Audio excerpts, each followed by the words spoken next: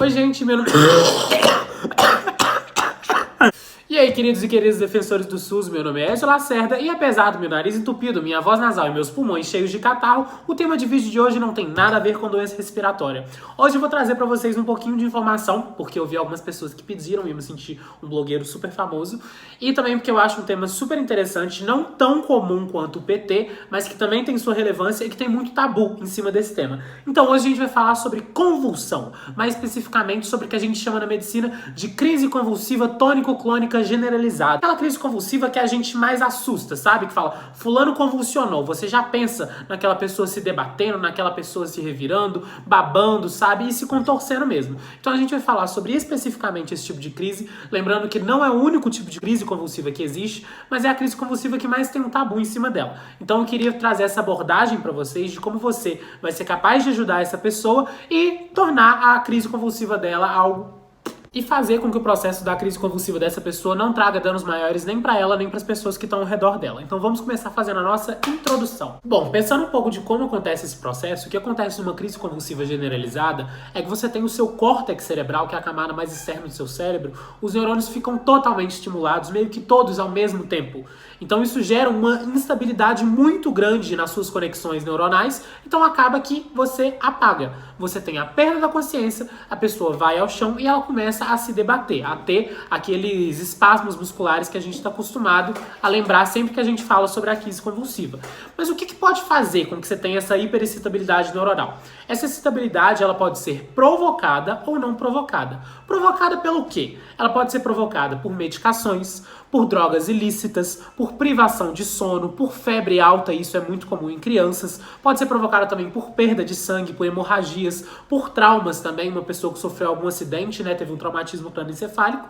E ela pode ser não provocada, que é quando a pessoa já tem um histórico familiar ou alguma coisa idiopática que faz com que ela tenha essas convulsões sem alguma coisa que desencadeie isso. E é importante lembrar que essas crises que não são provocadas, geralmente é o comum da doença epilepsia. Sempre bom lembrar a diferença entre convulsão, né, entre uma crise convulsiva e a epilepsia. A convulsão ela é um episódio que você tem isolado, né? A epilepsia é quando você tem uma doença e essa condição prévia da pessoa que tem faz com que ela tenha essas convulsões recorrentes. Óbvio, ela tem tratamento, né? A gente tem que acabar com esse tabu que existe em cima da convulsão e da epilepsia e lembrando que são coisas diferentes. Entendeu? Mas no momento da crise, seja ela pontual, seja uma crise que a pessoa já tem várias, por sabidamente ter um mal epiléptico, vai ser o mesmo tratamento, você vai saber ajudar e abordar essa pessoa da mesma forma. Maravilhoso! Agora colocando a mão na massa para vocês saberem o que você vai fazer quando você chega em algum lugar e se depara com uma pessoa tendo uma crise convulsiva,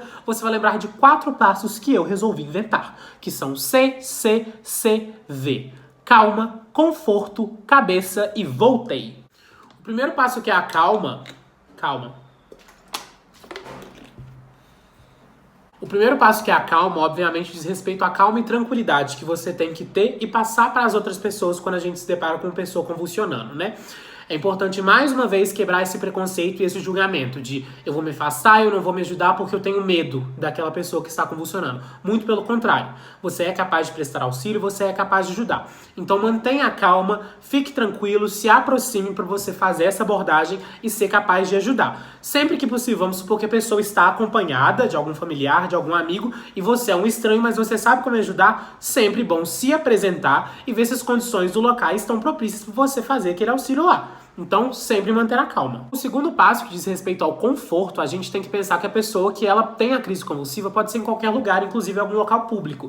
Então, a gente precisa fazer com que todo aquele processo que ela esteja ausente, né, que ela não tenha retomado a consciência ainda, ela se mantenha numa condição que ela não se machuque e não machuque os outros. Então, tentar fazer o possível para afastar objetos e pessoas, né, que possam estar gerando um risco ali para ela, tentar afrouxar roupas, né, tirar bolsas ou ao que mais estiver prendendo ela no momento que ela estiver tendo os movimentos, né, tendo a convulsão, e tentar fazer o possível para poder colocar algo no pescoço dela, alguma mochila, algum casaco, para que ela realmente fique confortável durante o período da crise, para que isso não apresente risco e mais lesões, tanto para ela quanto para as outras pessoas que também estão à volta e você que está sendo o auxiliador.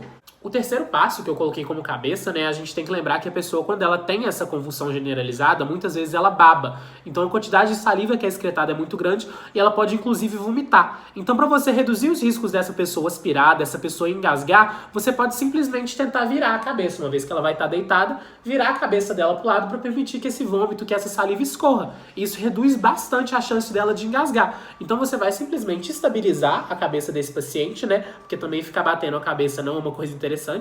Então você vai simplesmente virar, fazer com que todo esse líquido vaze por aí e você não tem que se preocupar dela estar engasgando com esse líquido e podendo ir todo esse líquido pro pulmão. Isso que é o risco.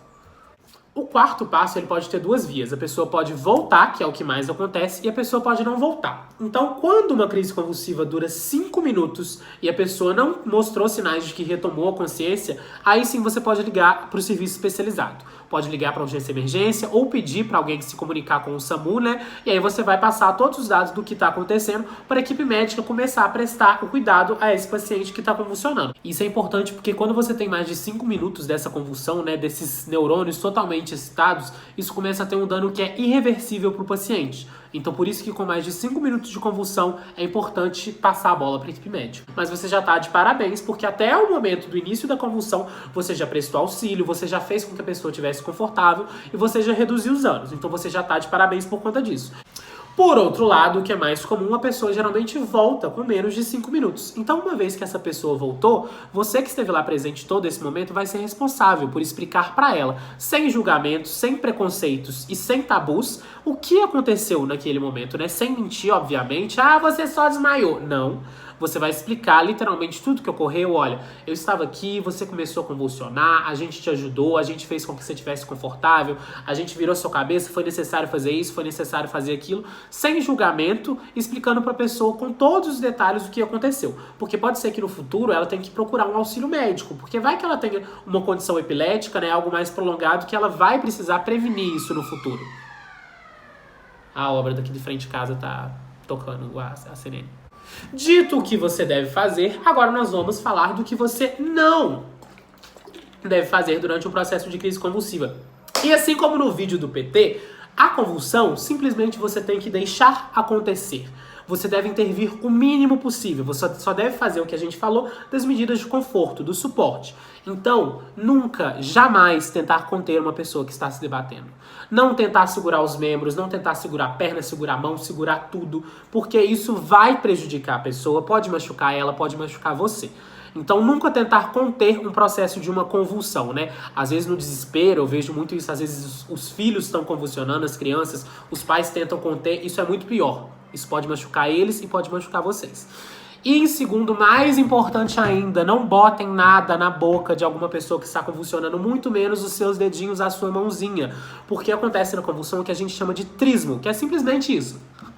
Que é uma trava dos dentes, né? E isso, por exemplo, se você colocar uma caneta, um palito, um pedaço de pau, isso vai machucar a pessoa. E se você for imbecil o suficiente a ponto de pôr sua mão, os seus dedinhos, isso vai arrancar o seu dedinho. Porque caso você não saiba, a mordida humana ela é bastante forte. Então não tentar enfiar nada na boca de uma pessoa. Ah, vou puxar a língua pra ela não engasgar. Não se preocupe, faz o que a gente falou. Deitada, virou de lado. É só isso que vai ser necessário.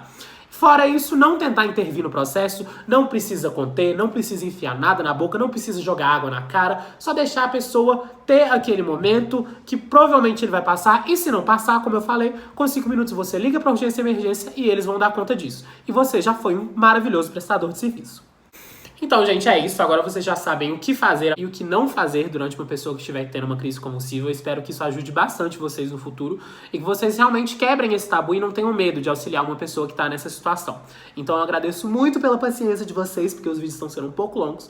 Eu agradeço muito também pelo vídeo como é que chama primeiro? O do PT. Eu fiquei muito feliz que o vídeo do PT deu muito certo. Eu acho que vai ter uma galera sendo salva aí dos rolês por causa do vídeo do PT. E é isso. Eu agradeço muito vocês. E caso vocês tenham sugestões, por favor, mandem, porque eu quero ser um blogueiro famoso, caralho. Usem camisinhas, tomem vacinas e defendam o SUS. Papai ama vocês.